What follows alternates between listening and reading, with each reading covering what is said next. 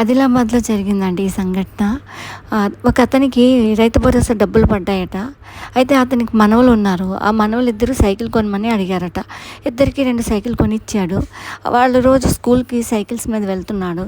అయితే నిన్న ఆదివారం వీళ్ళందరూ పనిలోకి వెళ్ళిపోయారటండి. వీళ్ళిద్దరూ సైకిల్స్ వేసుకొని మనం కూడా వెళ్దామని బయలుదేరారంట. అయితే రోడ్డు పక్కన ఒక గుంటుందటండి. నీటితో ఉన్న గుంటలో పడిపోయిందండి పాప. ఆ పాపను రక్షించాలి ఎలాగైనా సరే అని చెప్పండి. ఆ అబ్బాయికి ఈత రాదు, చిన్నోడు. ఆ అమ్మాయికి 11 సంవత్సరాలు, ఆ అబ్బాయికి 9 సంవత్సరాలు.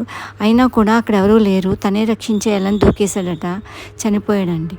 అక్క మీద ఎంత ప్రేమో చూసారా అండి. ఆ సైకిల్స్ తాతగారండి ముచ్చటపడి కొనిచ్చాడు అడిగారని. కానీ ఆ సైకిల్స్ వల్లే పిల్లలు చనిపోవడం జరిగిందండి.